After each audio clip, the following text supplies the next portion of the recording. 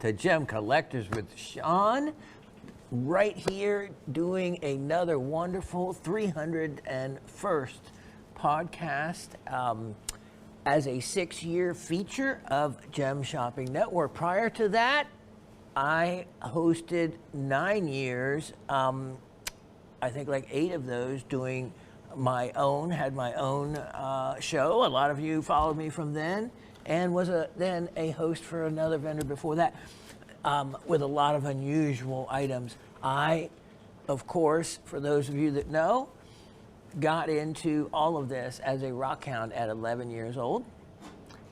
One of 6 children, and I was the only one that really caught the fever, and was inspired enough that where I lived in Sarasota, Florida, my parents found a wonderful, of course, this is 1972, old hippie.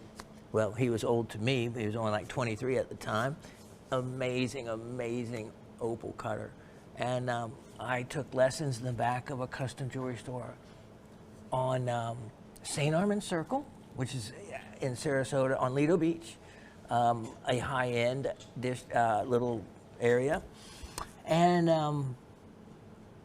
it was a experience I'll never regret, because by the time I was 14, I was teaching stone cutting in a rock shop to retired people, and worked at that large rock shop that's still in business there to this day. Worked with the original owners, and a great experience. Learned so much. Some of the most unusual agates that aren't even available in the market anymore. And you know, the period of the 70s, when I really got into this, remember, was a big time for discovery of new agates, new jaspers. Remember that only in 1967 was Savorite garnet discovered, and tanzanite, 2 major gemstones. And by the time you actually find something and then get to the point of mining enough so that you can tell there's going to be enough material for a commercial market, and by the time then you develop that market, get the stones cut, you know, get proof that everything is genuine and above board, it usually takes 3 to more like 5 years. And so by the time I was in this in the 1970s, a lot of things were abuzz. There was a lot of activity going on out at Lightning Ridge. Opal was flowing. It was a great time to be a rock hound. And there were still many discoveries yet to make. Think about that. Think about our market now. Savorite and tanzanite, 2 major players in the gemstone market now. And just, you know, when I was getting into this, they had just, you know, been discovered in the gemstone time frame of the world, only 5 years prior. Yeah, exciting stuff. Nothing I could even get a hold of. I didn't even see any of it. It took a while. You know, you heard about it. You saw pictures in Rock and Gem or Lapidary Journal, when Lapidary Journal was really about lapidary things.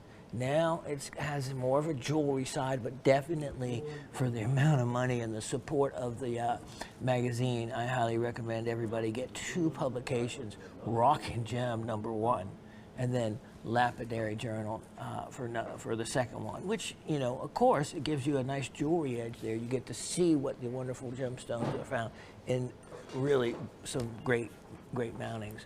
But yeah, I have Lapidary Journals that I collected prior,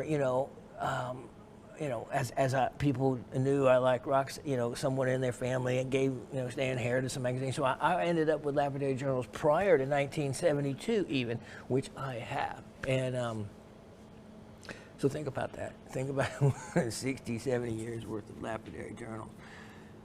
That's a lot of weight. But So, you know, 15 silversmithing, 17 goldsmithing, never looked back. It branched out into every facet, every angle of the wonderful hobby and industry that it is and generates and still is generating. So, you know, I'm kind of a purist. For those of you that don't know me, I'm not big at all into lab created or synthetic stones. I'm not even into treatments of every kind, except I accepted heat treatment of corundum ruby and sapphire because it was done historically going way back. It's not like modern science created that a treatment like like they have with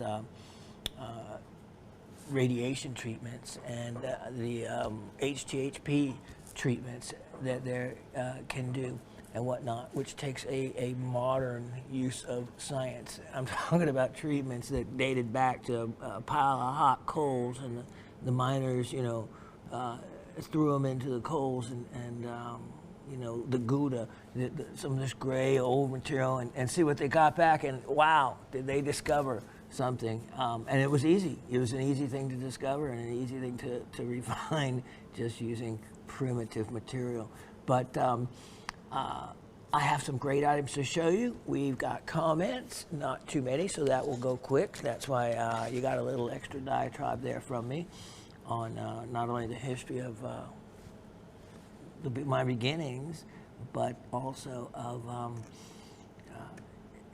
in this wonderful hobby. There is so many different areas that you can focus on. There's some mineral collectors that don't collect anything more than, say, an inch in diameter, so that, you know, a thumbnail specimen collectors. There's others that'll specify just, let's say, in a carbonate, carbonates, or ones just in the zeolites. And then there's the broad collectors that love it all and wind up with a little bit of everything. Sometimes a lot of everything. If the deal is good, I still think about that epidote deal, and still, for the what I sold those flats for, to, I even know who got them. Penny got a flat, and Anthony got a flat, I believe. Correct me if I'm wrong, guys. And an entire flat. There was like 24 pieces. This really nice epidote, like $110 or something like that. You know, because to get a really good deal, I think I bought 7, and I know that the Raven has an entire flat to herself, and she is, like, I think taped it set with a trigger if Shawn rips the tape. Yeah, something nasty would probably happen, but she's protecting it. That epidote, actually, I found out is better than it is once I started looking at it. There's some surprises I found in with the crystals, so make sure you do the same. You never know what you're going to see. And I've got some neat surprises for you today and some sale items also. So let's get to the trivia questions. The question number 1 that we had from last week was, many mineral names give information about its properties, which you know I like. I like mineral names, you know, not named in honor of somebody. If that somebody found and discovered a new mineral, then that would be okay. But, you know, even names in honor of another great mineralogist, that's all fine and dandy. But I like the name better related to something giving it information. Of course, you know my favorite, cavensite, which tells you calcium, vanadium, silicon, the 3 ingredients in cavensite. Probably one of the best named minerals there is for information in that mineral. So, many mineral names give information about its properties. What does pyromorphite tell you? And if you just take the words and translate them, which you should know by now, because so many of these words or parts of it are used in so many other parts relating to the word. Like, so pyromorphite. We have pyro. Well, we have pyromaniac. You know, we have pyrite. And, you know, pyrite will create a spark if hit against another piece of pyrite. So, you know, pyro, that word meaning fire, basically. And morph, of course, we have many other uses of the word morph, and you can just use it itself, like he morphed, or a caterpillar morphs into a butterfly, kind of thing. So pyromorphite, that means to change, roughly. So you have fire to change. So under fire, it changes. So what pyromorphite actually does, which I want to find a crumb, and I did. I found a crumb. I knew I would, because oh, that raven, she can spot a crumb a mile away, and she claims all crumbs in the house. That means any little pieces that might be left in the box that fell off of the crystal or anything like that.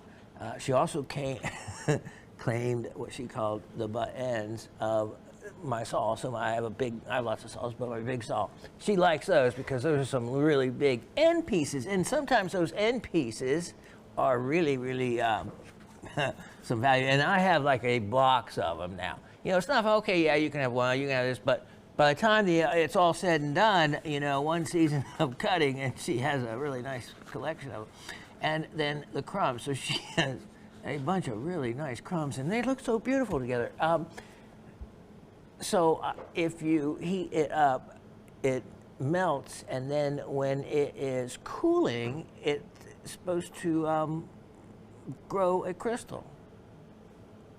Hence the word pyromorphite. I want to see that, because I'm that kind of person that would interest me. So, changes with fire. Question number 2, calcite is a family member of what mineral? Now, we're going to talk about that because Miss Barbara actually brought it up. Calcite is a family member of what mineral? And in researching it, it's kind of funny. Of course, I think we talked about that aragonite was a polymorph of calcite, or calcite is a polymorph of aragonite. It actually is and can be used both ways, meaning they have the same chemical formula but different crystal structure. Calcite is triclinic, and aragonite is orthorhombic, and that's what makes them a different mineral species. And so the actual answer is, I think I mentioned something about calcite being a member of the aragonite family, wherein it is actually a polymorph of each other. Now, because the answer might have been a little confusing, I am going to accept the answer that the few people writing in, the most common answer was carbonates. Now, here's the funny thing. They don't classify them that way. So, like an andradite or a almandine is a member of the garnet group. Okay, it's a totally different species, but the end of the formula stays the same, and the first part changes. So that's why you have like the iron garnet, which is almandine. So they are all members of, those would be members of the garnet group. In the case of aragonite, the way it's listed, aragonite is actually a member of its own group, the aragonite group. Calcite is a member of the calcite group. They're both polymorphs of each other. But here's the other thing. With calcite, CaCaCO3, calcium carbonate. So most of you were absolutely right in saying that they were carbonates. But that is actually listed under classification, how they classify it. And they have different classifications. So going back a long way, Dana is one of the big classifications, you know, and it's assigned number, and going back, Strunz, S-T-R-U-N-Z, is another classification that was used in time, and the IMA, International Mineralogical Association, I think, has its classification being a little bit more modernized. Putting, all those are different ways to look up or find a particular mineral. And to confuse things even more, the IMA now has assigned an official abbreviation to each mineral species. And so that might come in handy when I'm trying to list a whole lot of stuff on those little tags. If you notice, my tags are mostly really full of as much information as I can put on them. So an abbreviation of the mineral might be helpful. All right, so with answer number 2, I am going to accept. It looks like everyone that wrote in either got the answer correct in one way or another. So that's going to be a freebie, and we'll get to a little bit more detail on that in a moment. Okay, so Miss Barbara in Brooklyn, in one of her Zoom calls, he is a collector who was brought in to extract huge, delicate orange crocoite plates from the Adelaide mine in Tasmania, and currently mines and sells delicate zeolites from Washington State. Fascinating technique. Yeah, it really is. It's also fascinating. I watched how they extract those ammonites, and a lot of super glue is used to keep those extremely delicate pieces together for extraction or for reconstruction. Sometimes that's all you can do. A lot of people think that they come out as one big piece, the ammonites with all that beautiful ammonite on them, and all that shininess. No, that is a reconstruction of them. And this one particular mine specialized in reconstruction of those wonderful, wonderful pieces in its matrix, in its original slate rock around it. So that was pretty cool to see, because I didn't know exactly how that was done in that form. So you also might enjoy the video from years ago of the crocoite extraction. Just Google his name and the Adelaide mine. Yeah, crocoite is one of my favorite minerals. It's just really showy. Imagine stibnite, except a beautiful orange color. So have the fun going down the mineral video rabbit hole, which kept me sane during COVID. Enjoy, Miss Barbara from Brooklyn. Then Miss Barbara from Brooklyn writes, "Hi, Professor Raven, GSN crew, and the whole Rock family. Happy 300th program. I started watching you at the end of the summer of 2020 as you were just coming back from your bout of COVID. Oh boy, then you have been with me," she writes, "and it's been a fun ride ever since." Yes, then all of you have watched me suffer, and here also knows that many times, if I felt like I couldn't put on a quality enough show, I would have to, he was very grateful and letting me postpone it maybe till the Monday after, or do whatever it took to bring you that show. It was a struggle. 3 years later, I still have some of those struggles, but they have improved. And as long as something like that is, you have hope. And if you have hope, you have a destination and a goal to strive for. Yeah. So far, over 3 years, and that's gets to wearing on you. Thanks for the handy dandy measurements and the fourth of the Pakistani 4. I'm embarrassed to say I named them and couldn't remember. Senior moment, I guess. Yes, Miss Barbara is the one that came up with the name of the Pakistani 4, which I said to all of you, make sure you collect the 4, because once those finds are gone in the marketplace, that's it. You go then online and they know they're not in the market. The sellers, they go to the shows, they see what's available, and the prices, what do? They're naturally going to go way up. Those auction specimens, wow. I stepped and looked into a couple of those, and I watched the prices either go to where the market should have them, but that may be what I think the market should be, which is, I think, out of touch with reality, which I've said before, because the prices all exceeded anything that I would ever want to offer them or to sell them for. Most everything I have to offer is something that would be way below market. Wait till I get to them today. Okay, so funny about the Wittgenstein lines, I wound up at the same place with siderite meteorites, but those patterns are more rhombic than square. I did find more specimens from Pennsylvania and Tyrol, but the most telling one was from North Carolina, where the netting was not just raised bumps between the old siderite and new limonite crust, but were hoppered down into the siderite by several millimeters. The etched pattern seems to be following the building block structure of the siderite. I'm trying to get to this question on the Friends of Minerals forum to see if anyone has studied this and can give us the science. Great job there, Miss Barbara, on doing some homework on that, and that's something I just do not have time. I did what I could on that, enough to be able to present it as something real unusual, and why I showed the picture from the Mindat book itself that really mirrored very closely the pattern on the specimen I offered and that sold, except my specimen was actually even better with the contrast of the raised areas. And so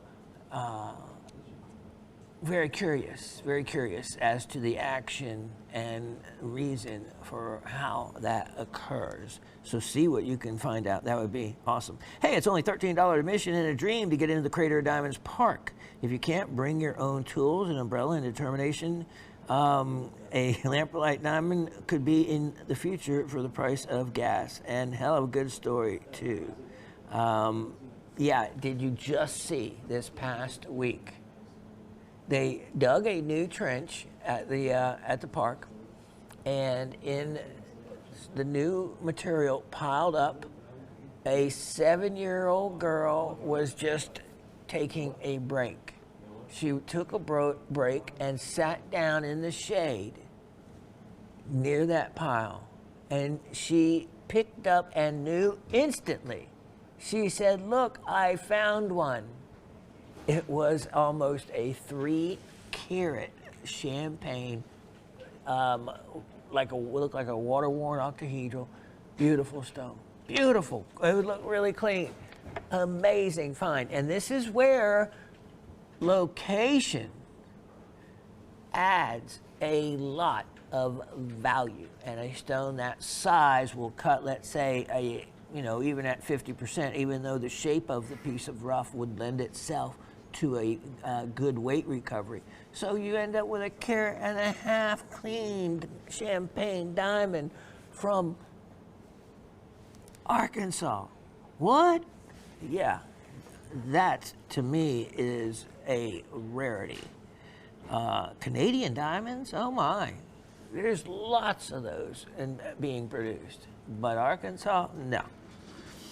Okay, as to the trivia, pyromorphite is literally fire changes its shape. Calcite is a member of the carbonate group, and certainly accepting that, Miss Barbara, even though actually by way of the way they group them, calcite is a member of its own group, calcite.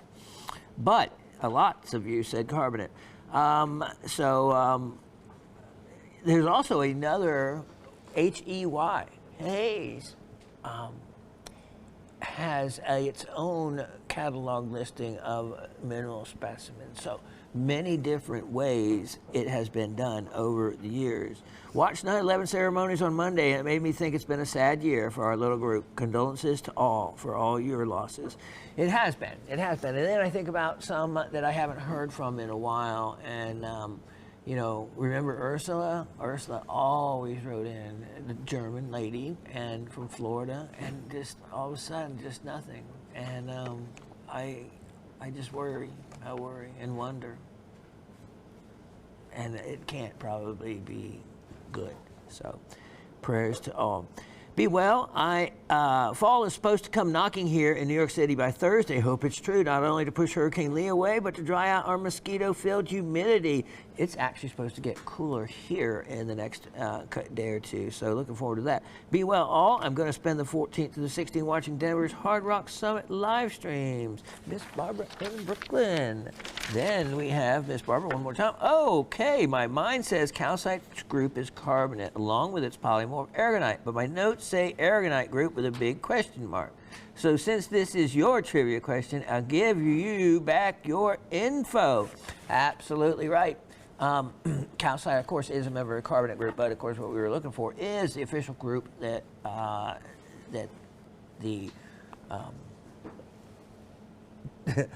Mineralogical Association decides and how they classify them and group them, etc. So officially, aragonite belongs to the aragonite group. Calcite belongs to the calcite group, but this is where other minerals, like and that end in CO3, siderite. Siderite belongs to the calcite group.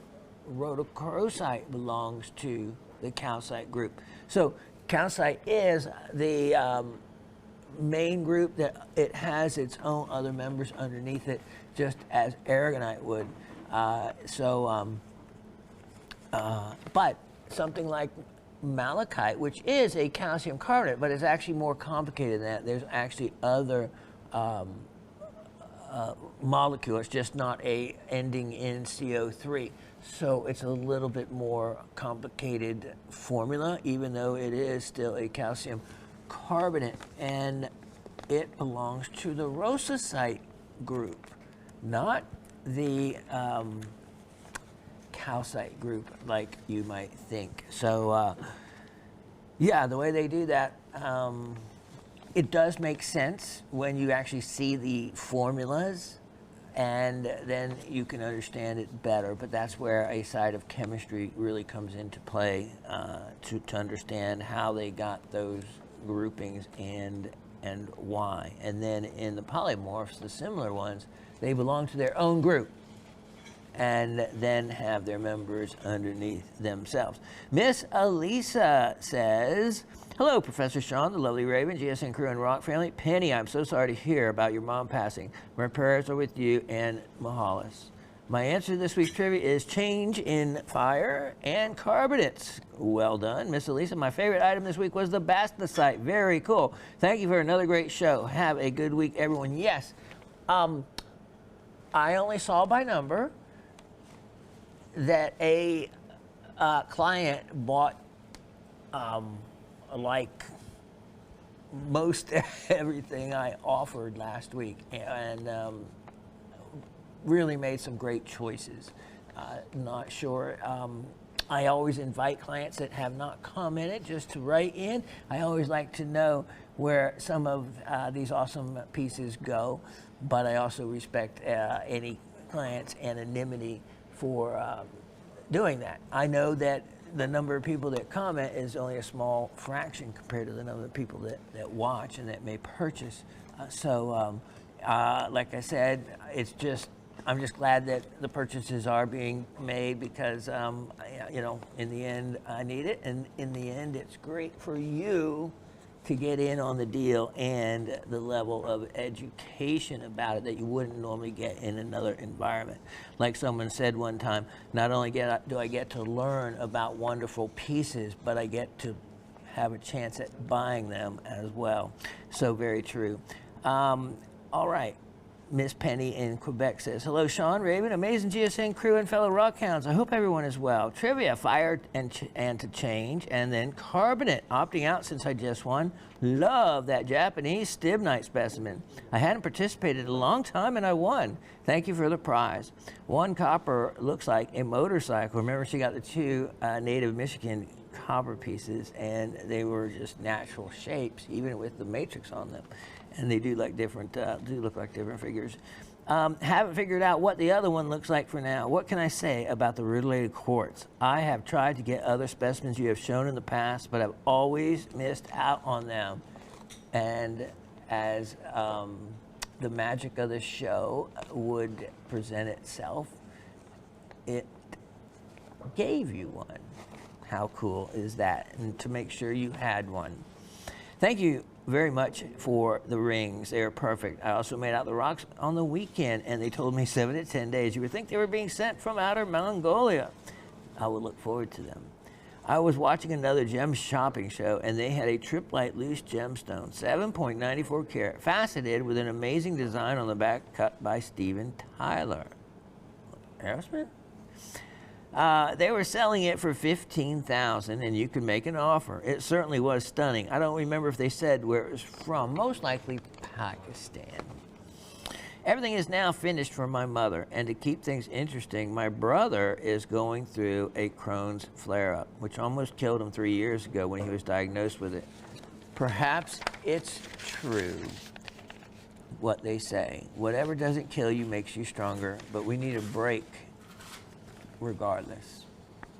That's it for now. I hope everyone has a great week, and see you next week. Penny and Mahalis. Yes, Crohn's disease can really be interrupt someone's life. When I was 15, I did a summer of in Colima, Mexico, of missionary work, and it was me and my older brother, who was 17, and then it was two beautiful. Remember, this is the 70s, so they were kind of like hippie chicks, long hair, and coming down, and they were in like 23 and 25. So remember, my brother and I are 15 and 17. So these girls come down and pretty much distract us, but we still did our work. But one of them, my brother got amoebic dysentery and almost died. He had to be flown back. I was able to spend the whole summer, and there was a lime tree, and I made limeade every day. And to make a long story short, when they investigated into it, they think that the acidity in me is what kept me from getting sick, because one of the other girls got not just dysentery, amoebic dysentery as well. Hers ended up turning into Crohn's disease, and she ended up dying. And so it was a very sad ending to what started out to be something that she wanted to be very helpful with. And that's what these missionaries take a chance when they go to these countries with all these different diseases, just like mining. You go mining, you go prospecting, you go back into these outer places, and you better have all your shots, and still there's always a chance that something exotic is going to happen. Miss Cindy in Pennsylvania says, hello, Rock family. Hugs to Penny and Mahalis for the loss of their mother and grandmother, and for Raven for the loss of her beloved pug. I will take one of each item this week. Wowzer. Congrats to all you at Gem Collectors with Shawn on 300 shows. I have watched every one of them. Penny, well done. For some reason, the resolution was only 3. I talked to Oscar just now about it, and I said that to him. So he said we shoot, I think, in 1080p. So pyro equals fire, and morph equals change. Hence, change by fire. Pyromorphite, when heated into melting, as it cools, forms crystals. And the other answer you had was carbonate. So here's to all of us having a great week ahead. Cindy in South Central Pennsylvania. So you know what? Carbonates it is, because it's accurate in the way it is classified, but the way they group it, calcite belongs to its own member group, calcite, as does aragonite belongs to its own group, aragonite, but they're polymorphs of each other. And this week, the winner is Miss Elisa. Congratulations. Let's show Miss Elisa in Florida what she won, and it is perfect for such a place as the beach and Florida. How about this? Some Italian coral. Not that you can get coral like this off of Florida, but you certainly can go about 300 feet down, or off of, you hear about the Sardinian coral and whatnot, off of different places in Italy. Deep water coral, they consider it, and all these are drilled. There is, it's 16 inches long. There's a barrel catch, and since they're drilled, you can put them on something else. And since, Miss Cindy, I know you're creative and handy, I can just tell. Anyone that goes to shows, you know how to see these things. And restring it if you want, adding some other things to it or whatnot. You can also clip over with an enhancer, something to hang off. This is, of course, a year-round piece and just one of those fun items. This coral, even the chips of the coral, which are usually leftover pieces from manufacturing other coral, they are in greater demand. And I cannot believe how much that kind of coral costs. I've been to the booth of these coral dealers, and my jaw just drops at the value of that material. Okay, so let me tuck that away, and I'll be right back with the star of the show. As I said, as we get further along, and even currently, you get to see specimens that you haven't seen. And yes, there are personal ones. And yeah, I've never offered exactly quite the quality kyanite like this in citrine like this. This is a really nice, the Coronel Marta mine in Minas Gerais, Brazil. And wow, look at this for a specimen, for a quality kyanite crystal, and you can see it extended further up here at some point.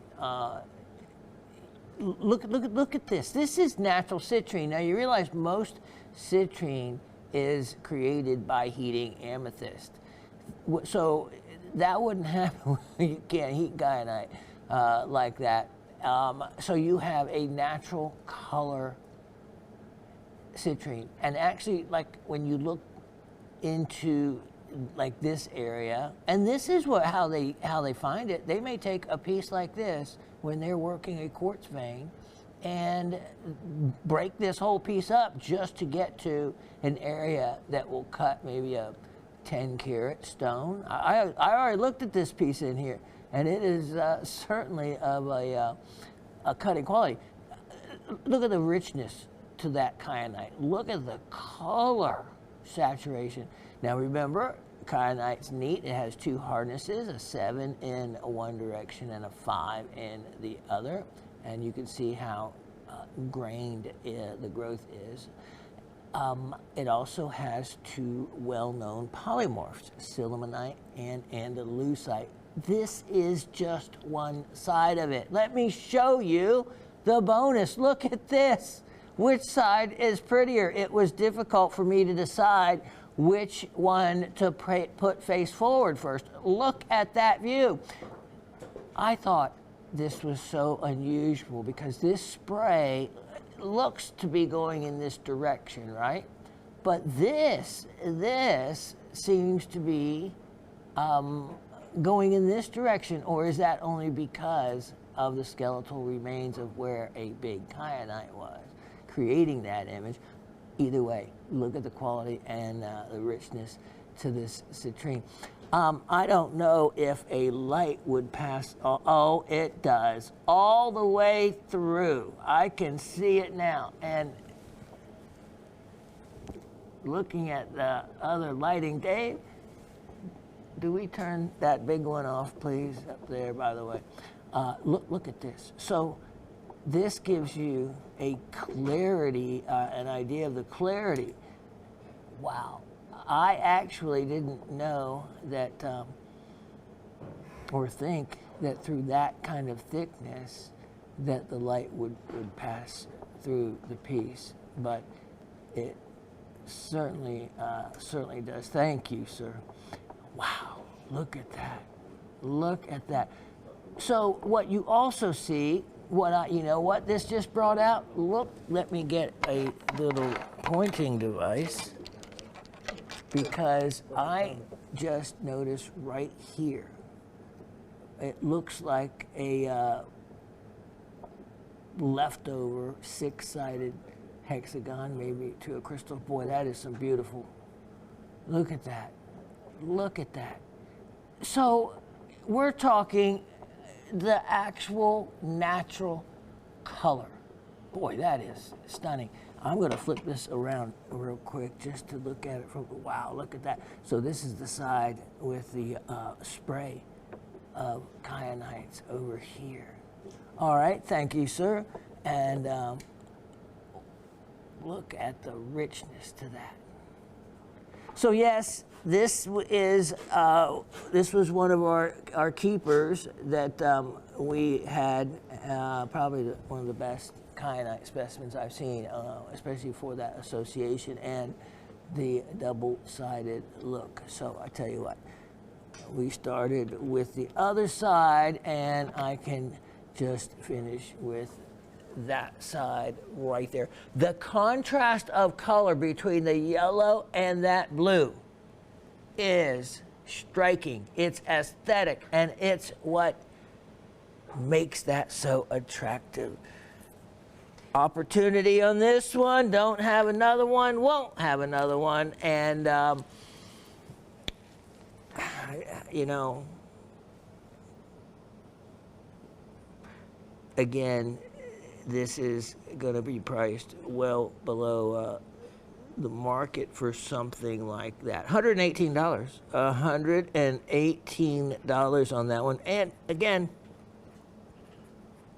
it all has to do, you know, not necessarily about like how common kyanite is or the rarity of something. Many mineral specimens attain their value strictly through the aesthetics or the contrast of the two minerals. And that's why you put citrine and kyanite separately. If I was to sell them, you've seen me try to sell those big kyanite crystals to you guys that are in just some quartz, and you don't want them, or they have to sell really inexpensively, but they're common. They're found easily like that. Take something like this piece where you have facet grade citrine, natural color citrine, in a double-sided, look how thick this is, piece with extremely, this isn't that light gray blue kyanite. No, this is a like a top Ceylon color. Like, and then you have individual crystals like this one, the richness of the color. Look at those. Look at those. That is what sets it additionally apart. Again, you know, the aesthetics and the color contrast really stands out, making truly, from an aesthetic perspective and a contrast perspective, this specimen should trade in a range of $300 to $400. So for 118, get it while you can. Not with the base, though. I tell you what, I'm offering such a good value. I am cheaping out and keeping the bases, but you wouldn't want a base like that. You want to try to find a base that shows, I just grabbed something quickly that would be able to flip it around and show it both ways.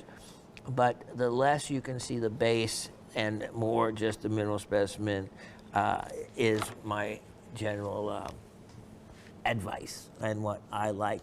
Okay, so this next item is nothing like I have ever offered before. It is item 1134923, and you get to see this live in action. What I have for you is look at that, disappearing act, more black velvet. Now, we will raise the veil on this so I can show you something that everybody always likes. All right, so I collect, among other things, old scales, and look at this. Yes, I am offering this, but before you rush, you know what? I should look behind the foam. I have never done that, and if I find something really valuable, I'll be excited. Okay, so, all right, there we go. No secrets behind the foam, but there might be something back behind the belt. All right, this is old. I know just for the amount of time I've had it out on this. All right, here's how this works, and it's important that you follow my words And listen to this story. All right, so the way these are made, so this is built in, it does not come out. And what you do now is, so this is brass, to the best of my knowledge, and all right, so you can take this is your portable scales. So you find a level place, that screws into there. Now, here are the weights. And so,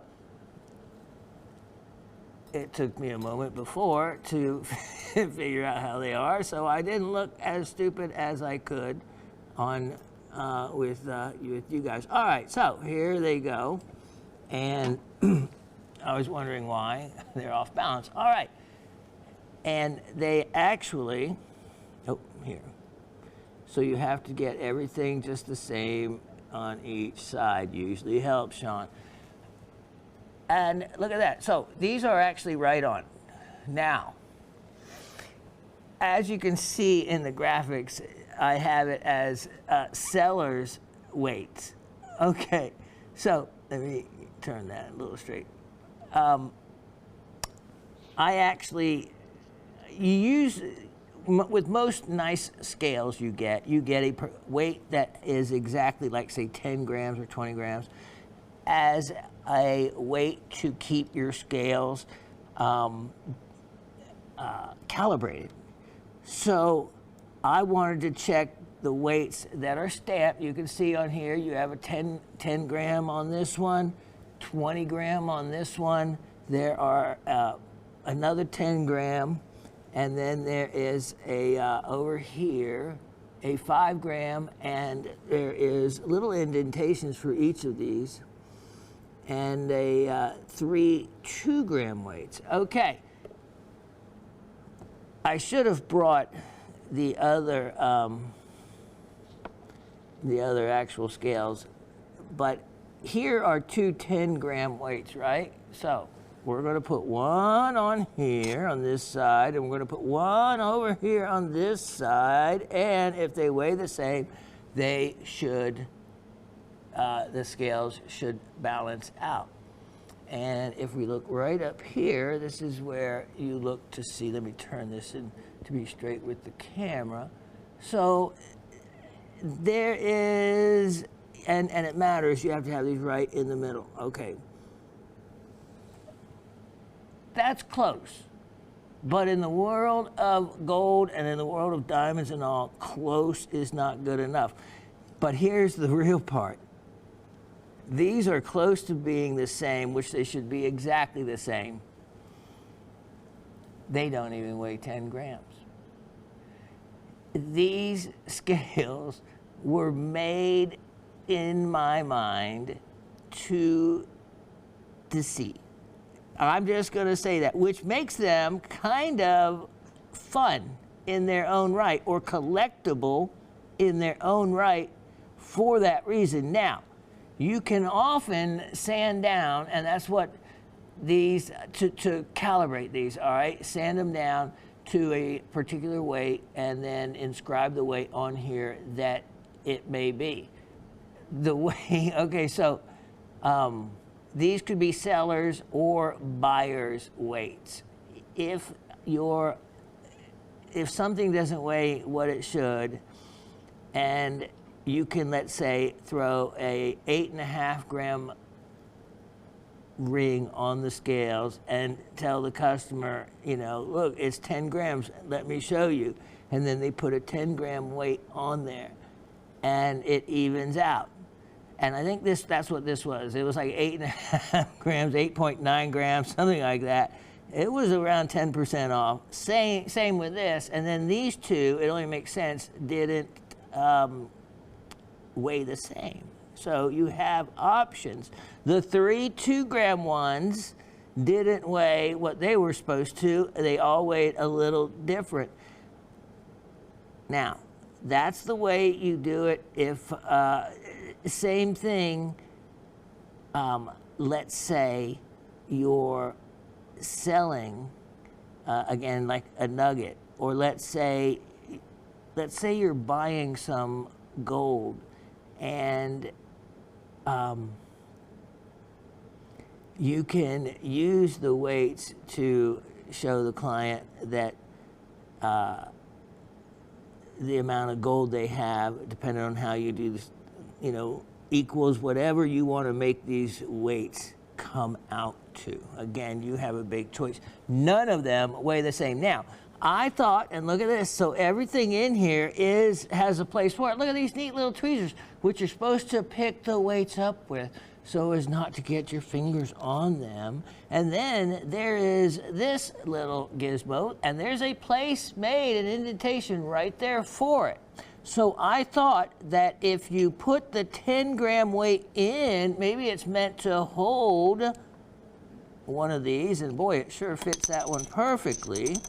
And then maybe the total weight of all of this, so as not to scratch, maybe the weight would equal 10 grams.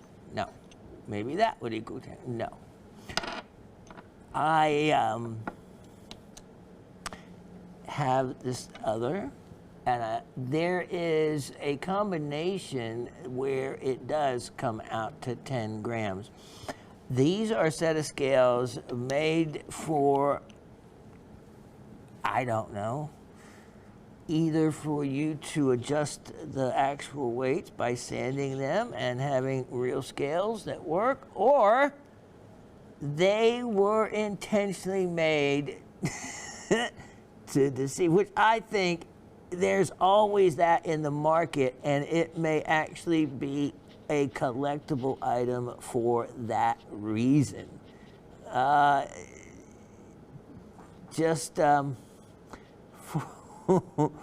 Because it represents the, you know, imagine a miner in San Francisco, and, you know, he doesn't know the weight of anything. He has to trust the scales of the buyer, all right?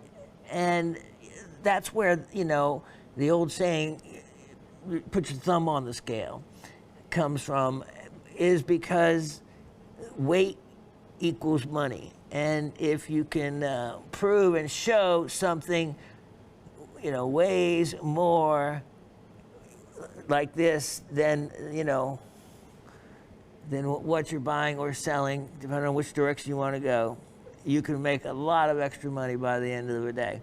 So anyway, that is it. This is just a really kind of neat, I don't know, I imagine it is old, but how old, I don't know. It's made and balanced well, and the little things are kind of made well. The case there is creatively and effectively done, and you know, I just set it up on here. The scales balanced right out, and they actually go into a nice, well-made groove for the piece.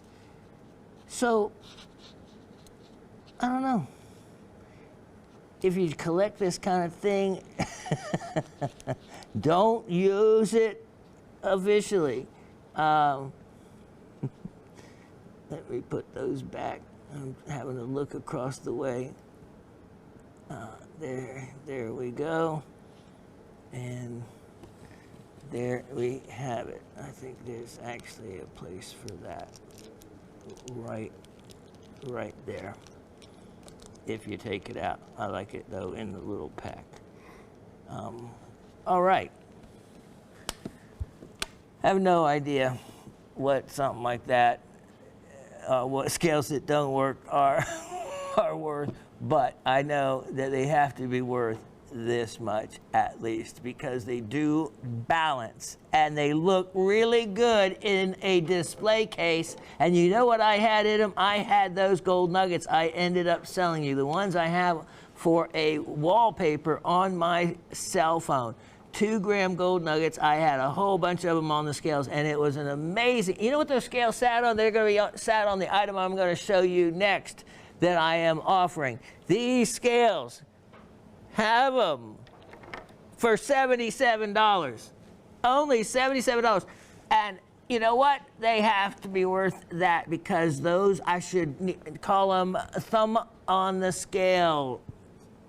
That's the name of them, thumb on the scales.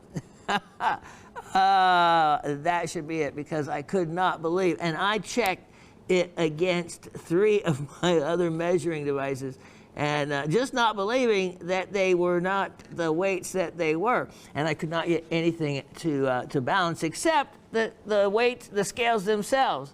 They were exactly in balance, meaning that the weight of the brass used on the one side, including all the little chain and the rings and the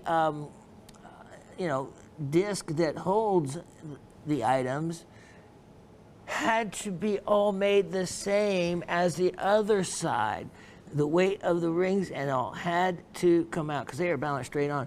And I like just the way that it sets up real quickly and you're ready to go. The thing about it is all you have to do is use actual weights with the correct weight, and there you have it. You balance it against the other side, and because it's in balance, that's all you need it to be. So a set of any other weights that are accurate makes it a usable, functioning scale, and that has to be worth it for that as well.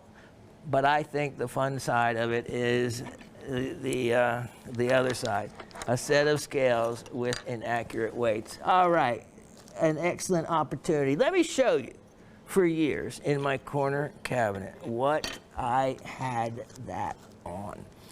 It is item number 1135023, and this. Okay, so I took the scales out. I had them out, and for whatever reason,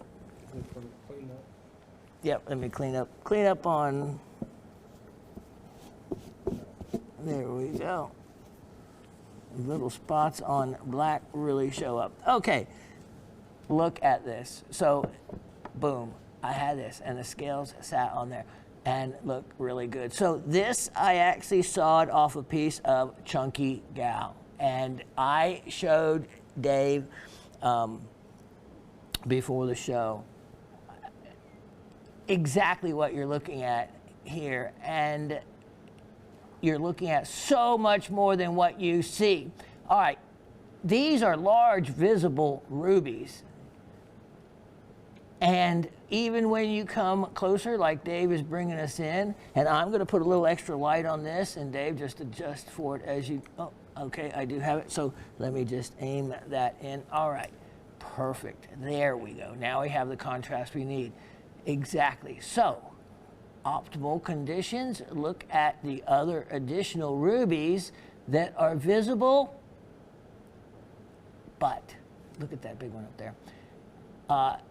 And this, again, like I said, it balances on its own because it has a nice width. There's a nice big ruby there. Now, so I cut this, and then I use my cheesy enamel spray I do to get the polish versus a ultra lap polish. But I'll get to those on some other material at some point. Go in the closet. And you're saying, what? If you haven't heard me before. That is my way of saying it is so fluorescent.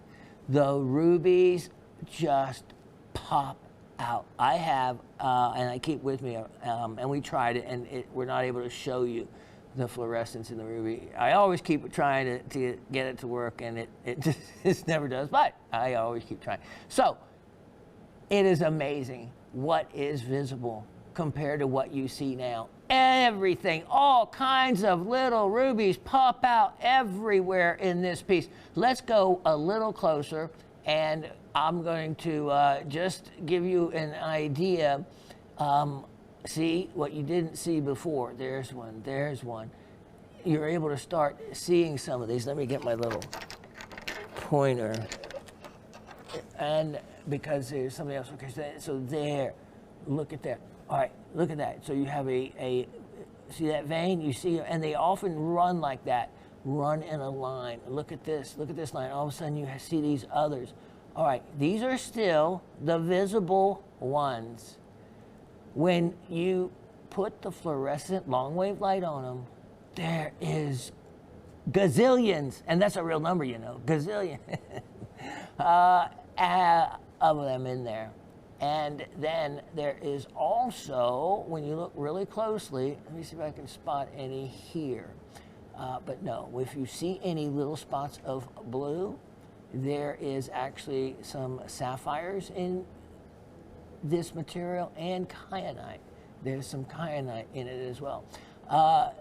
Wonderful, this green material, smaragdite, that is the host material. And this word comes from a Greek word smaragdos, meaning emerald green or green. Now, that's just the one side. Let me show you something else. Look at this. Boom.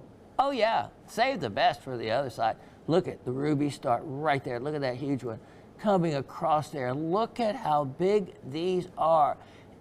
And if you look, some of them go all, look at that one, go all the way through the thickness. And again, when you start looking at them, there is so many more. Look, so there it is, a great mineral for a fluorescent display, a great piece. And so this is what I, look at that, set the scales on. And because I had my Chunky Gal display on the top, it's a triangular corner cabinet, and I had it on the top shelf with the weights there and the gold nuggets, and it looked just amazing. Look at that. Look at that. What a oh, Dave and I were talking about what state did it look like. And I guess kind of depending on how you look at it. And you had to know your geography pretty well, but we got close to some. I don't think we got a perfect look at any of them. I like the fact that it still shows some of, what is that called? The natural, the original part of the outer piece. And I have taken slices off of this, as you can see, and used them on other projects. So this is a piece that still, look at that, how thick that is. That, with my saw, I could easily cut that in half again and get basically twice the square footage of visible ruby. So anyway, this is a great item to have. Thank you, sir, on the lights. I am offering this jewel. It is a really great piece of my collection. And let me tell you, Chunky Gal, North Carolina, it is also called Corundum Hill. There's a shaft mine that's deep in the woods. You have to know where it is to find it. It's at 4,100 foot elevation. You used to be able to, with the four-wheel drive, get back in right to the base of the knob where the material is, but not anymore. Now you have to 5-gallon bucket your way. It's a couple 100-yard walk. And yeah, I loaded up. I took a lot of the material home and used it for landscaping, which, you know, that's all legal and fine to take that material just all by hand. But one year, I was there when there was a fire. And normally you read about this happening to other people. But this time it was my turn. And they tried, the Forest Service and the smoke jumpers said that it was all closed off, you know, no one was allowed in.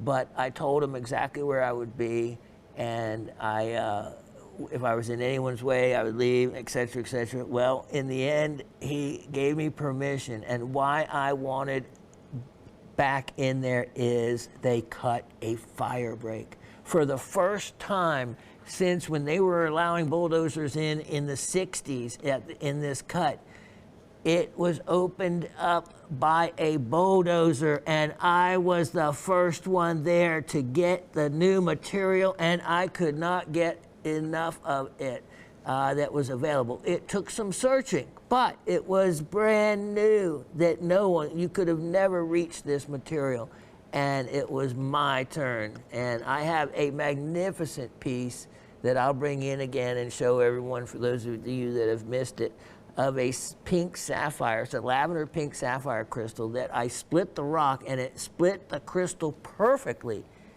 between each side. You could not have asked for it. Aesthetically, it was a 2-for-1 piece that you could never have broken it that way or sawed it that way and knew that was in it. And that's also, again, what tells me, and why I talk about when I sell these larger pieces that have specimens on the outside, like those red zircons from Pakistan, one of the Pakistani 4. You never know what's on the inside of the rock still. And so this boulder of smaragdite, I had no idea. And the only way you really do spot or find any rubies is you just have to, it's hard rock mining. You have to sit and crack rock after rock. I hit that rock and it split in a zigzag formation, but part of the zig and the zag was going right through the middle of that crystal. It was about 1.5 inches long. It is stunning and has a significant value. Finding something like that day actually made money. And this other material, because you can't get it anymore. If I wasn't there that day, I wouldn't have had this. And the material, as in most of these deposits, is long gone now. This is a representation of United States ruby. There are very few locations in the United States to find true ruby, and even if it's ruby and smaragdite, this material cuts and polishes beautifully. In other words, you can cut cabochons with the smaragdite around it as part of the cabochon, and it looks amazing. Anyway, this is a fantastic opportunity of a piece that just does not come up often for sale. $177. And I tell you what, look at this. I will also include for that a stand, only because I love this stand. It fits it so perfectly that it's invisible, basically.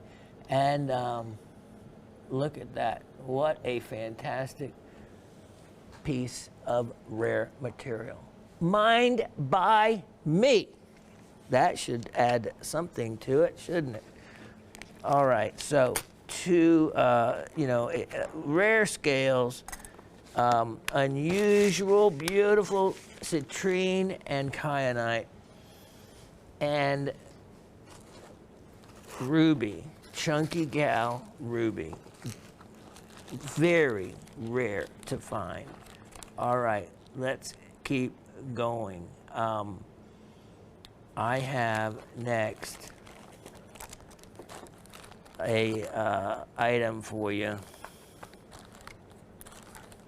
Since we were just talking about it, let's look at 112-8123. 112-8123. We were talking about ammonite, ammonite, and how it is mined, and really, it doesn't come out as one piece. In the ground, yes, it is often in one piece, but how it's extricated, very rarely does it come out as one piece. So they, as it comes out, they super glue the pieces together so they can stay together as much as possible, and then they keep them and take pictures even to put them back together as a piece of a puzzle. Let me show you to explain a little better.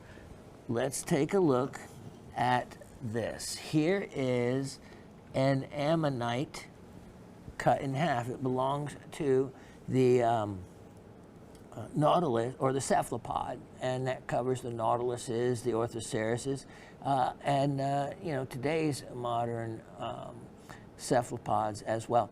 So these are the air chambers, and there'd be a siphuncle that ran through all of them that they can control the buoyancy through the water column. So this was half, so picture the other half, and coming out from here would have been little tentacles, and that's how they fed. So, and they grew by adding on and getting bigger and bigger. And they could get quite large. There was many different species. Most of them lived around 100 million years ago. So what happened is they would become calcified, and you have calcite crystals that have grown in these chambers. Look at those. These are really neat. If the crystals continue to grow, they close in like this one. But all of these have chambers that are open, and the calcite crystals are visible. Very cool. These other chambers filling with silt. You can see the spiral all the way in. Now look, this is where the ammolite, the gem material, is found. And what it is, and see how we tie all this in together, the outer shell is converted to aragonite. And it is through the different layers of it that the light will diffract, and creating the wonderful gem material that reflects all these rainbow colors. You can see some here and see some here. This outer part of the shell is what is removed, and the way the material often is found is it's not as a whole piece like this, not the material in Canada. This is from Madagascar, so this fossilized in a different manner that kept it together. In the mud, it's neat to see. This would have been the hollowed out little area, but you can see other fossils. Here's a piece of a shell and other fossils in with the fossilized silt there. So that's kind of really cool. So here's a wonderful display item for fossil collecting, and it's only, I tell you what, I'm going to sale price that guy and make him $16. Only $16 on that one.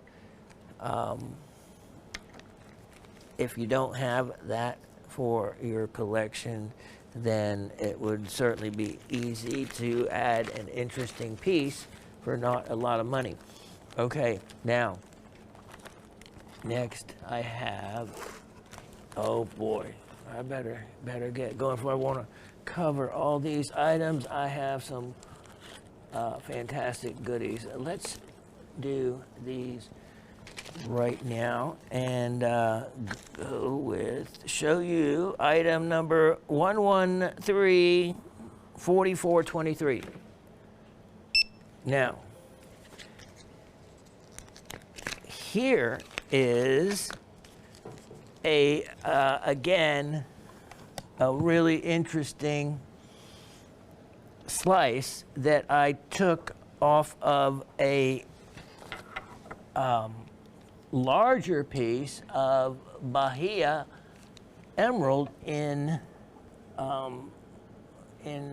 often mica schist or other matrix material. You can see the crystal growth here, and so you can see that it light easily passes through it. It's fun to just drill these and hang them as a mobile, but in my display case, this is what I have done with this particular piece and these. So these are Bahia emerald crystals as well.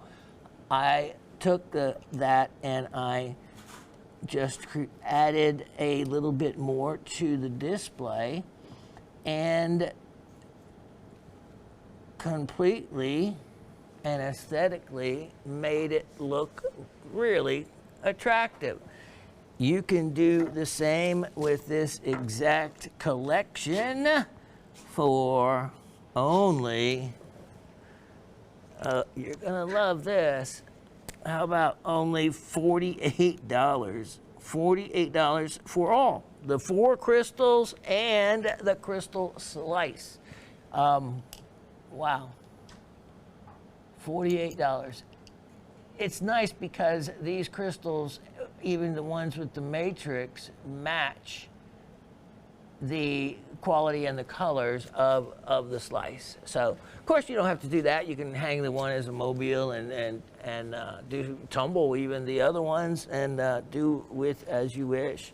But that's just what I did. Now, let me show you item number 13021.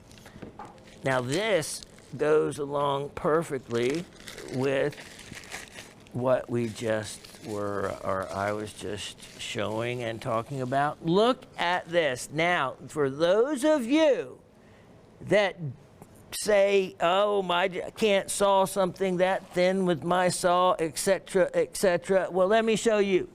I took my 10-inch saw, and this is how thin I cut this, and look at how perfectly parallel. Boom. Look at this piece of chunky gal. And you know, I'm wondering,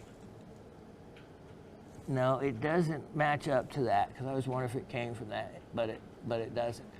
This was another nice quality piece I found that day, and so on the exterior, I saw ruby. I started taking some slices out of it, and it just got better and better.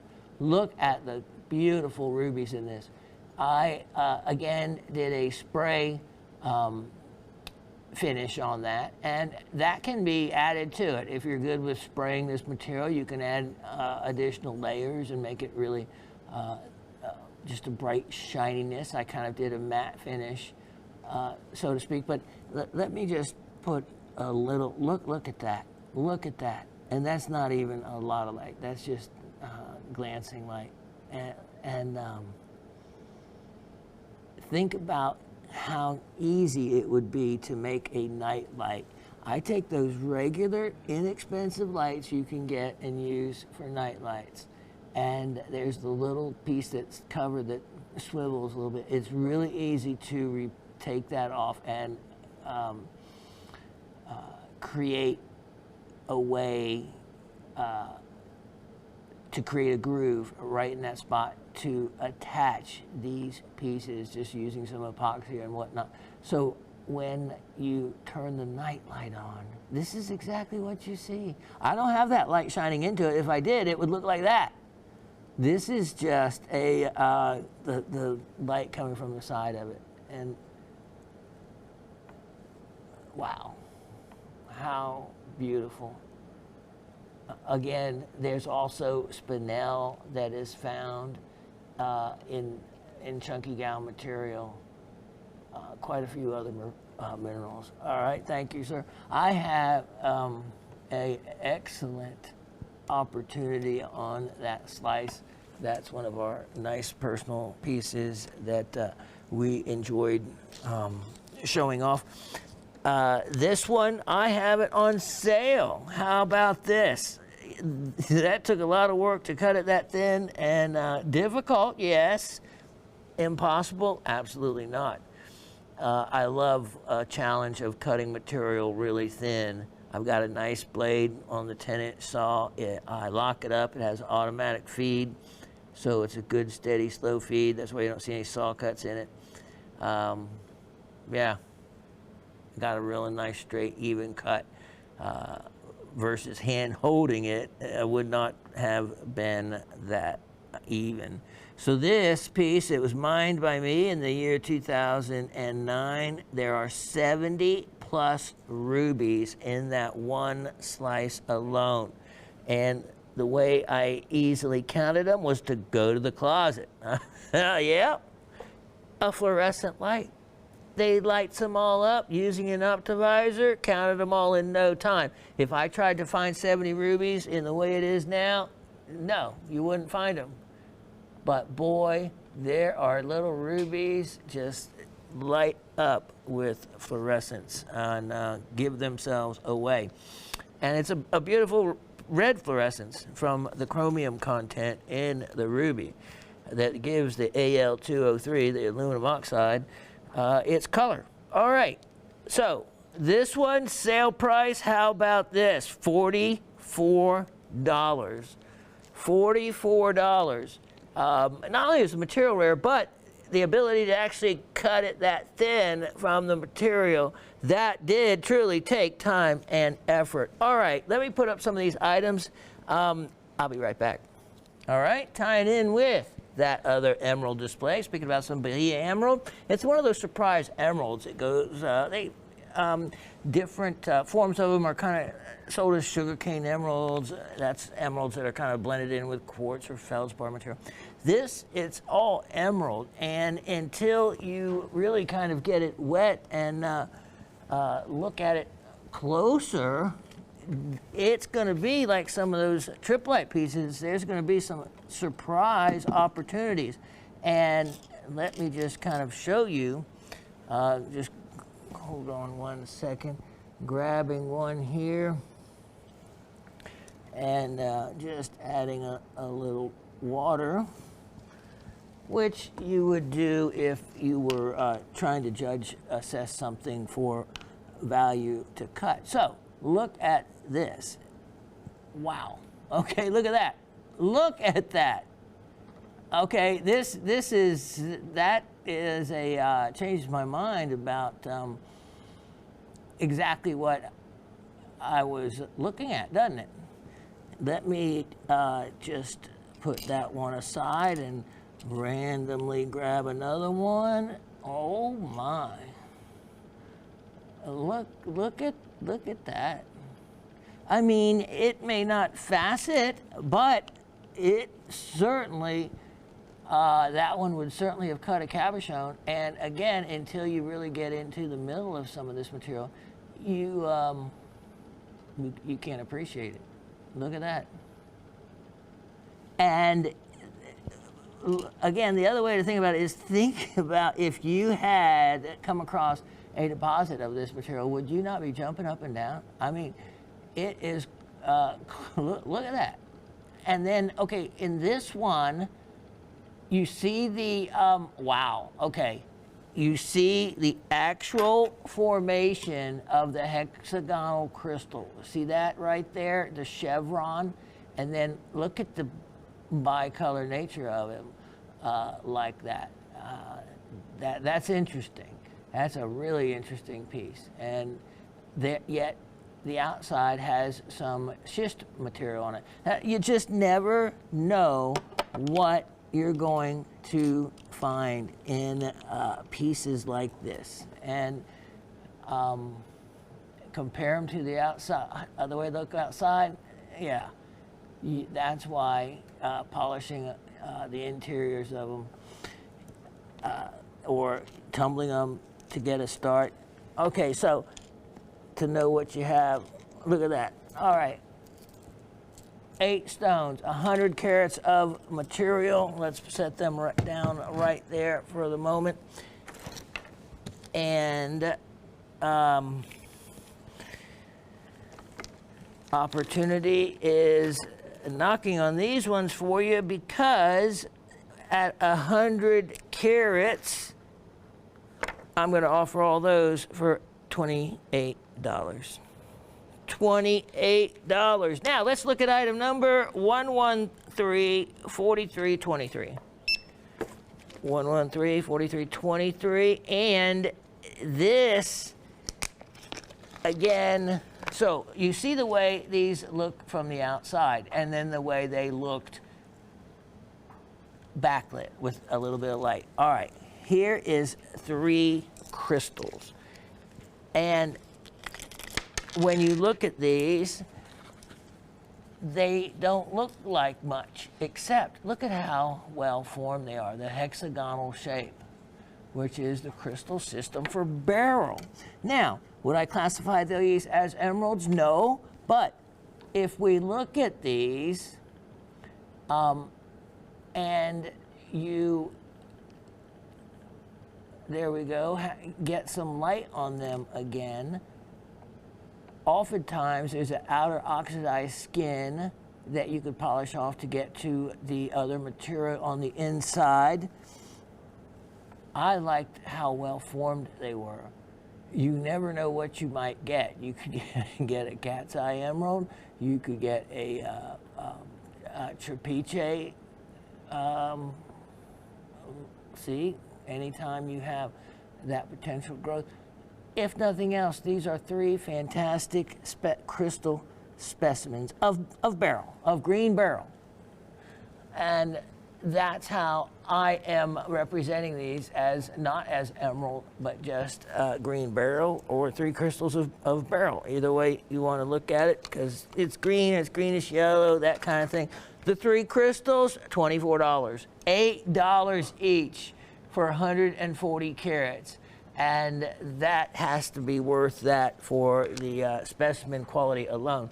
Okay, I am going to show you, here is another goodie, 113 4623. Now, some of you may have been watching the show long enough or caught the show when, the live show, when I offered Mexican opal rough, and I am not kidding. The rhyolite material, and I have 1 remaining parcel of it, and so this is again one of those things you never know until you get on the inside. Here is, of course, how it is found. There's rhyolite around it, and the opal silica will fill these different little vugs. And sometimes, look at that, you'll get the fire opal, which is the wonderful orange material. Sometimes the orange material will have a play of color, so that it's a precious fire opal, or it can just be fire opal. And often it will form just nice white base color. The thing about this, look at that, look at the color in there. These opals are almost always cut with the matrix around an area of color. Look at that. How beautiful. That contrast, stunning. The other thing is, this is one of those deals that you never know what's further on the inside. So even the dealers, the sellers that know the opal really well, they still don't have x-ray eyes and can't see into it. There is always the chance. See, this is all opal in here, and could be, look at that little animal right there. Could be non-precious here, no fire here, but just a little further down in it. You don't know. Now, look at that. Look at that color in that one. There's more color there. I said I didn't want to see these because I probably wouldn't sell them. Look at all that. If I looked at them like I am, but this was a parcel I had saved. This is one where I actually cut into it just to show. Look at that. So I cut into this piece, and this is what I'm talking about. This is exactly what I'm talking about. So you could not see anything. This was the outside, so it showed a little bit of crystal here, but a random cut. I could have missed it. Look at that. I did not know that piece of opal was in this batch. Oh my. Well, this certainly, I should have kept this for an educational. Look at these little random dots. That's kind of unusual. Look at these ones with the little color, the fire in them.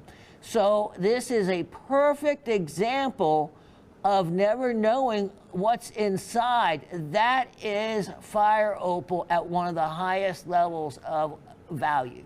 That crystal material with all of those colors like that, and that would definitely cut a cabochon. So this becomes the bottom, and you come in from the other side. Wow. Okay, well, I guess you will catch me if I pulled that out. You might notice that it wasn't in there anymore, huh? Maybe you just would forget and say, oh, Shawn can have that. Look at that piece of fire opal. Look at that orange. Whoa, look at that. All right, wow. So that, wow. Even if you didn't cut a stone out of that, what a specimen that would make. All right, so here's another one. I don't know if I showed you or not. Oh my goodness. Oh my goodness. Look at in there. Dave, can we go just a wee bit closer? That has color. That has a play of color in it as well. Oh, I see more and more the way more I turn it. Again, you never know what's inside any of these other pieces, as you can see by that one that I saw through. Ah, wow. Wow. Okay. I see why I had kept that, excuse me, for myself before. Anyway, I'll still offer it at the incredible deal that I was going to do on that, which was that would easily cut a stone well beyond the price of only. And these, if you did nothing with them but made specimens from that one to bring out the color, just spray it with some of that spray enamel that I use. That would help fill the holes of the rhyolite and give that opal, well, that opal face is going to have a nice natural crystal to it, but because it was sawn through, it would give it that wet look. Anyway, I'm just pretty excited about that batch. Look at those colors. I can see that color from that distance. That is amazing. Anyway, the entire batch, it's the only batch I'm going to have no more $68 for it all. $68. Okay. I got to stop thinking about that. Item number 1105523. Now, here is your chance. If you do not have one of the Pakistani 4, the batch that was triplite. So, if you're keeping up, it is Sphene. I bought a batch of a lot of Sphene. A lot meaning a batch. A batch of Sphene. I bought a batch of zircons, red zircons. I bought a batch of triplite. And I bought a batch of pink apatite, all crystals in matrix. Here is a triplite piece, the triplite in matrix. Let me move these out of the way. Take a look at this. This is a huge piece of triplite. And again, it's funny because Miss Penny just talked about the triplite that was, she saw 7-carat stone for 15 grand. Wow, I can't imagine this piece, not only for a specimen rough, but why one of you cutters have not got that, even if you cut it for a cabochon. But who knows, until you get into it, what you might have by way of faceting. Look at the color in that. So again, this is one of those pieces that, you know, thank you, sir, until you get inside of it. Look at that. Look at how much triplite there is in this.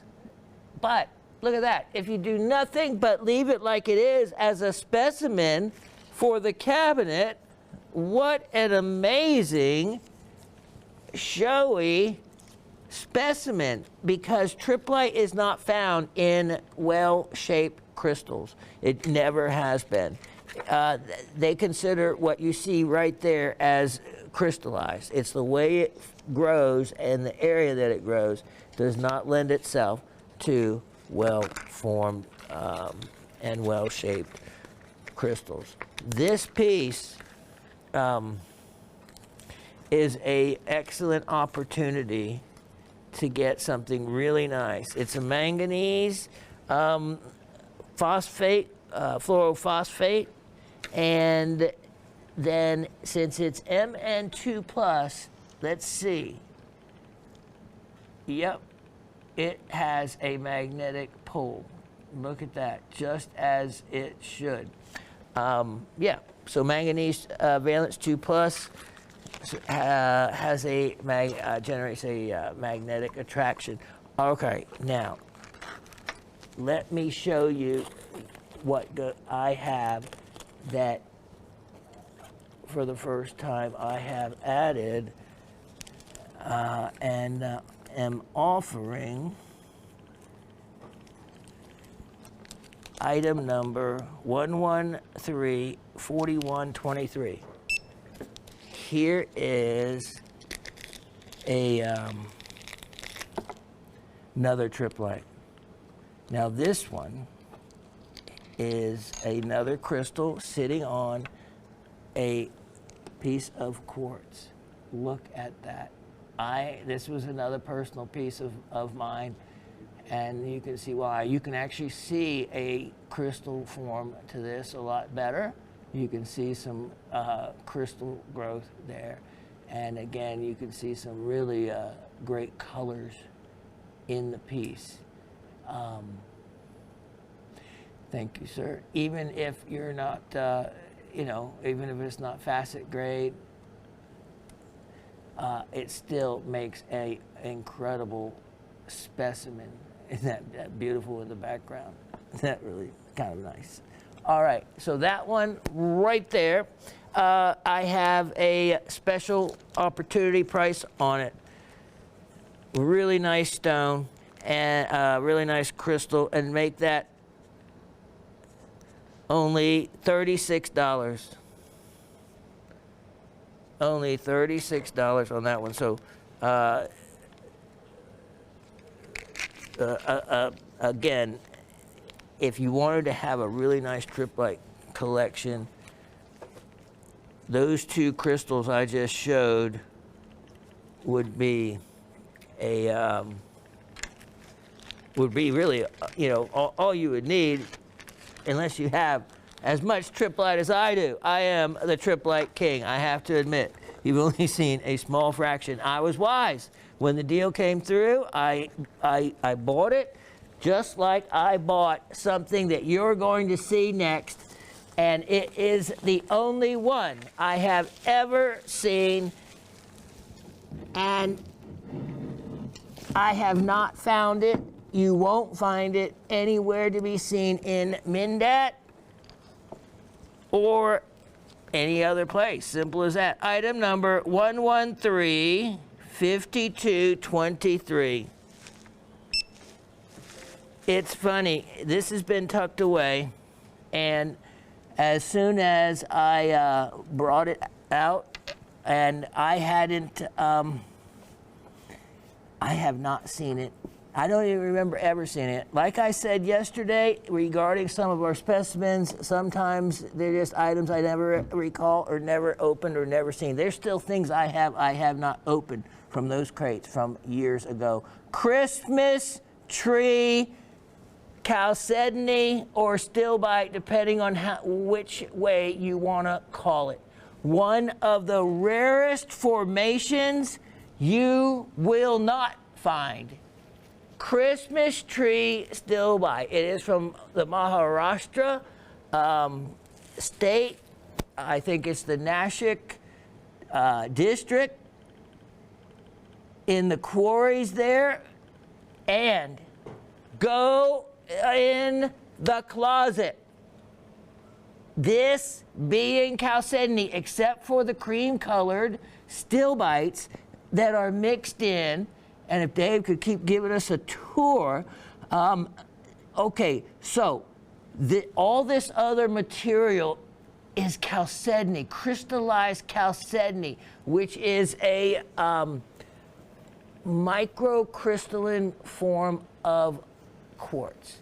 So, you know, there's well-known chalcedonies like carnelian or chrysoprase.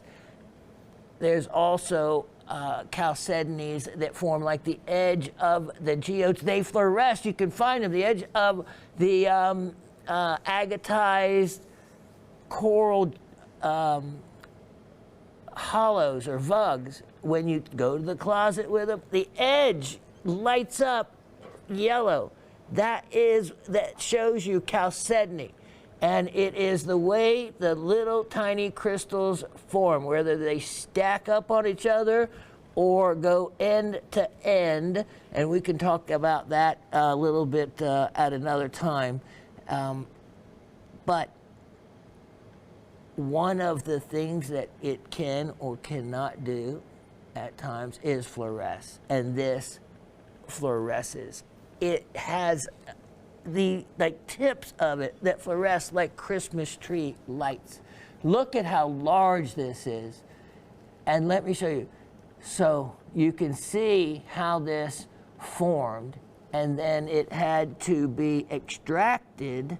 It has still, you can see the pockets, and even like in here, and understand a little better when you look in there, look at that, how it forms. Wow, I wonder if you put a light in there, I'm sure I'm sure it would light it up. How much fun is that? Look at this. Okay, so this is a view from the other side. And it's still, this looks like the edge, the craggy edge of a mountainside with two, you know, evergreen trees growing on the side. And you can see why it's called a Christmas tree chalcedony. And it's chalcedony on stilbites. And we'll go one more look into this. And it is fascinating to see these beautiful stilbites that the chalcedony has grown over or kind of become part of. You can see this. It's like, I don't know, morphed into it. But look at these formations. This, and then, okay, look at right over here. Look at this stilbite coming out from the edge. Wow, look at the clarity to that. That is most unusual. Yeah, that is a clear piece of stilbite. Huh? Okay, let me get my pointer. Look at this piece, and then look at how the stilbite, that's why I said growing into it. Wow, that is very science fiction-like.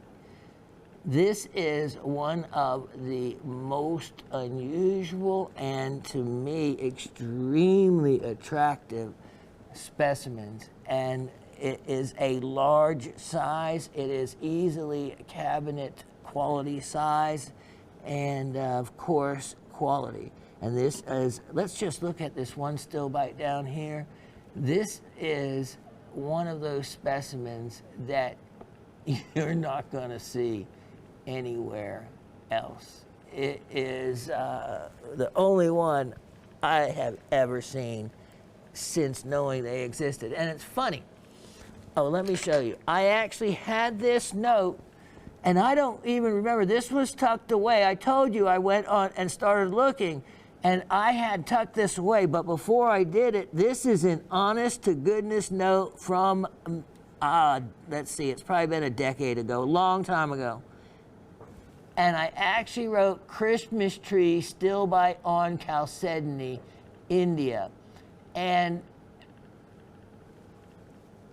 so as soon as it's the only one item I showed that didn't have time because Raven didn't see it. And as soon as she saw it, she goes, that's the Christmas tree one.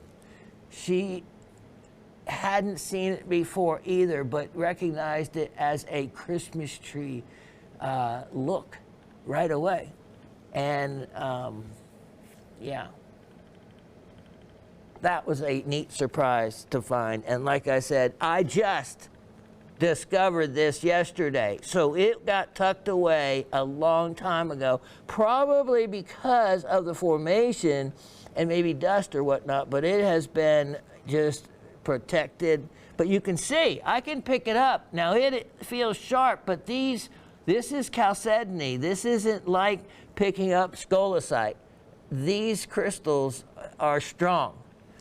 This is an amazing, rare, world-class specimen, and that world-class is in the description. And there's just not another one like it. Tough to even. And again, the fluorescence part, that is cool. All right, $344. That's it, $344. And it is, in a way, priceless, because there's just not there's just nothing else out there, anything like it, and that really makes it special. All right, we have a few minutes, and with that, let's look at item 113, 3923. 113, 3923. This is a stone I used, and I called it it rated as one of my educational stones, meaning it was not for sale, but I thought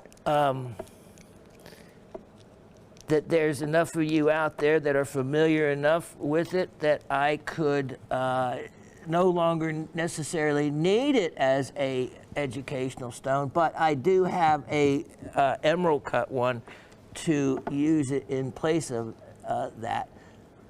Basically, I wanted to show you a really neat stone, and this is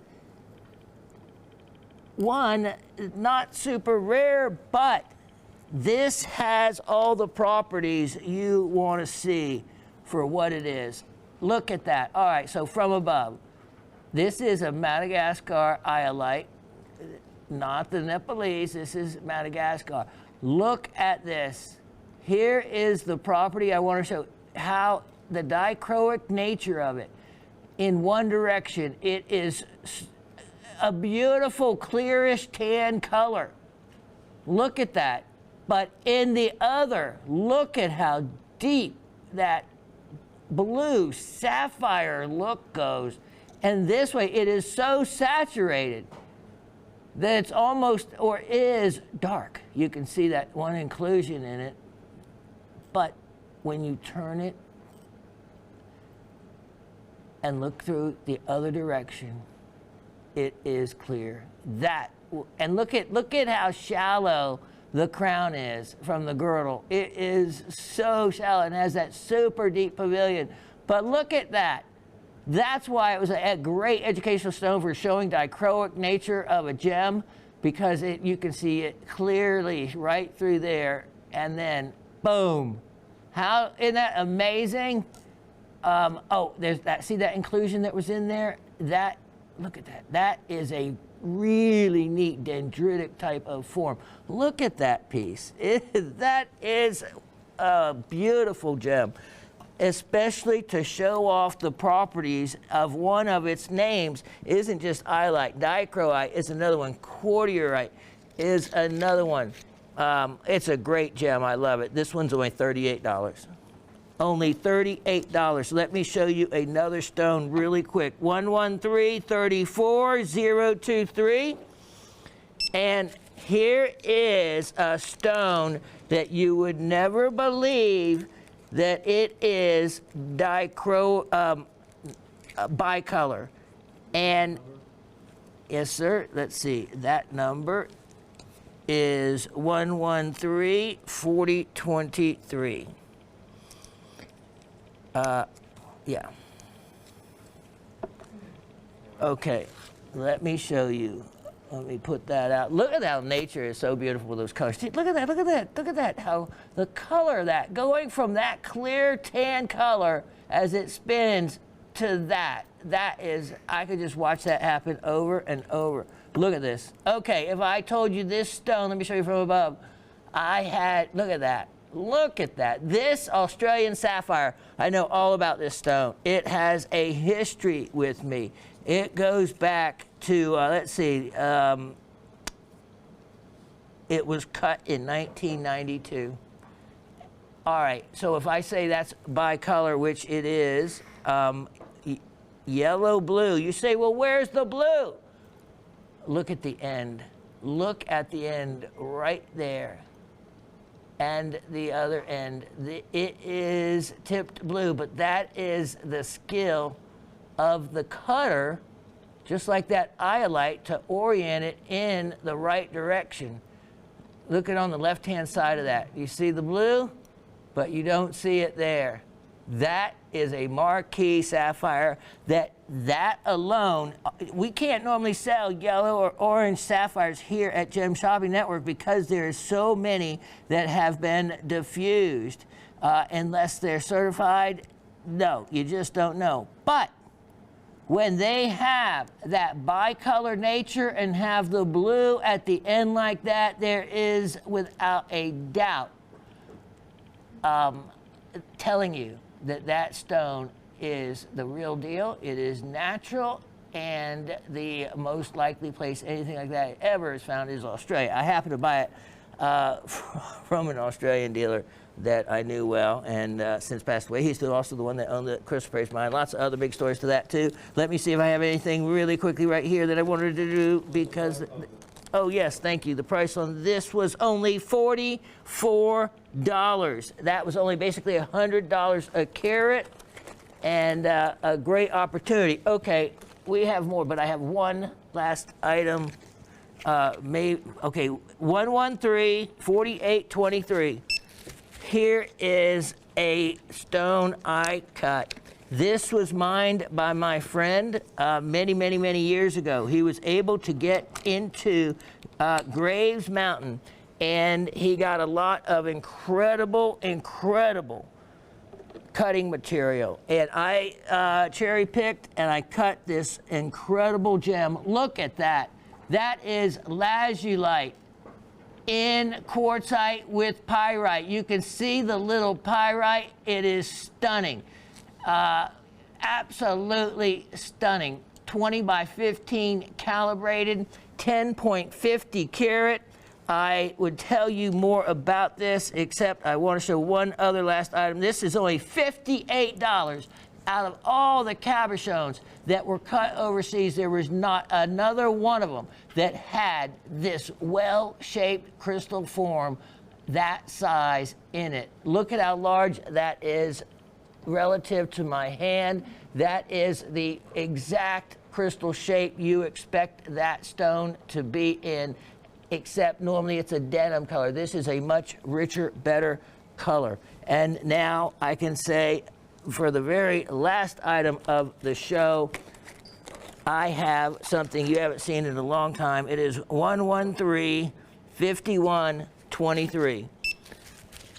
If I said this was from the Kalahari manganese fields, you should know right away what I am talking about. If I say this is, again, one of the newer stones actually found. And look at this. Look at how thin I have cut this, because, boom, I am offering a piece of incredible Wessel's mine sugilite. And it is a hard G. It is not sugilite. Poor Mr. Sugi, who discovered it in 1945, I believe. So this is another recent one. Look at this and look at the color behind that. That is often referred to as gel. What a incredible, look at the polish I was actually able to get. That is actually a spray finish, so it can be done really well.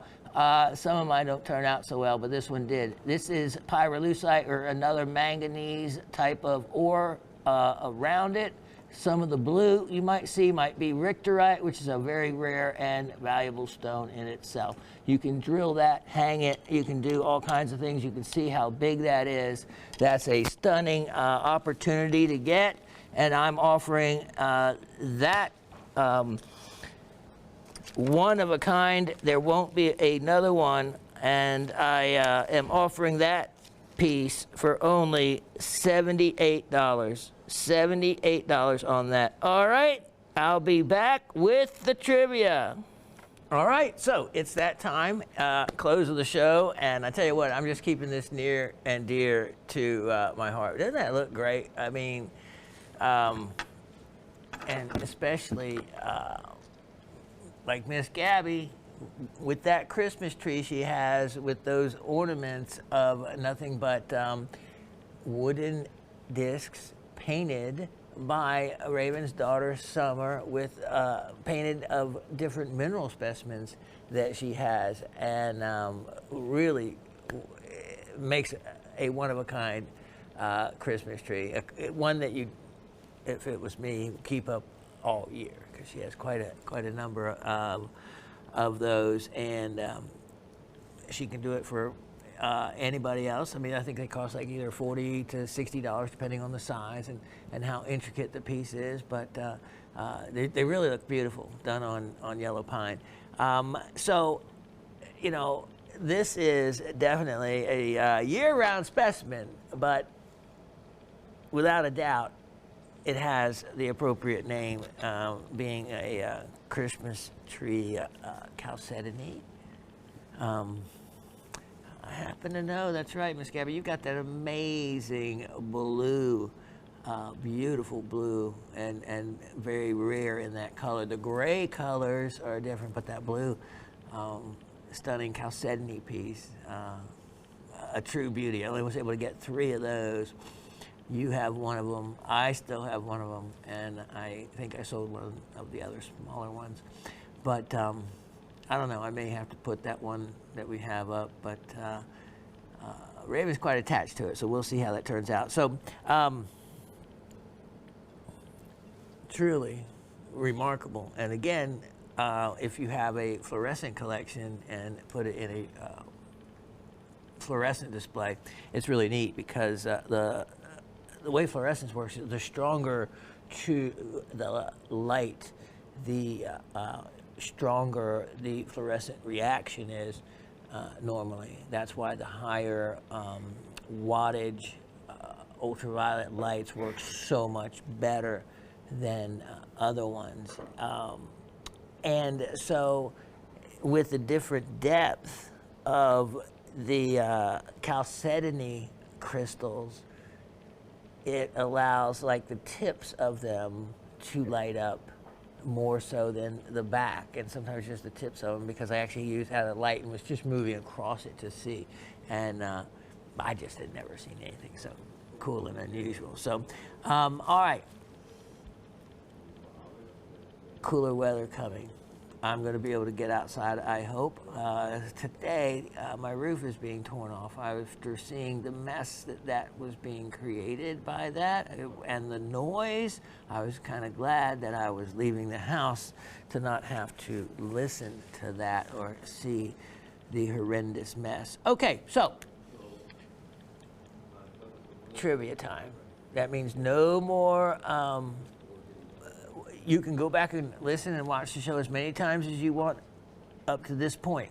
But once you hear the trivia questions, then I want you just to use your memory and have fun.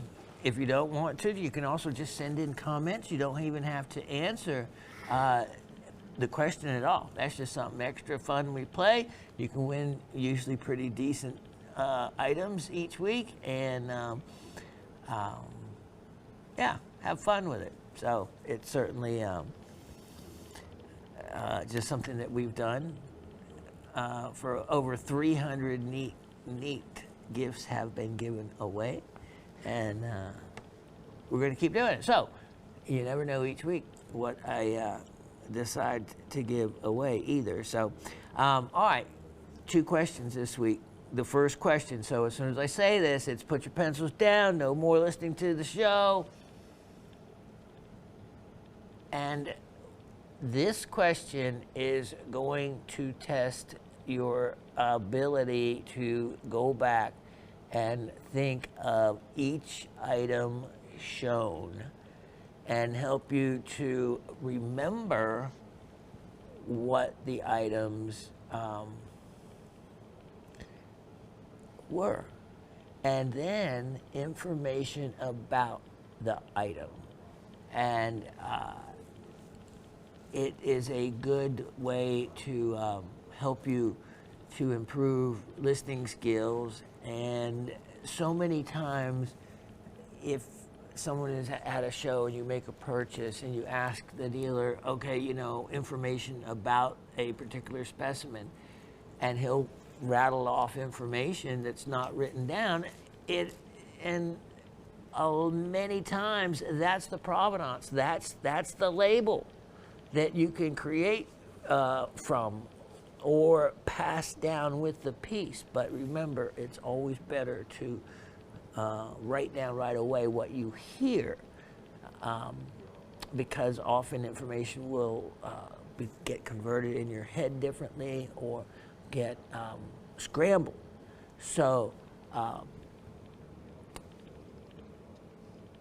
location is one of the most important aspects of a mineral specimen.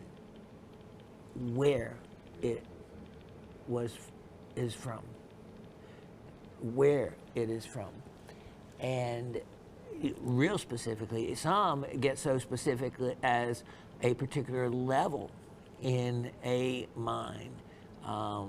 You know, everything from some of the well-known mines,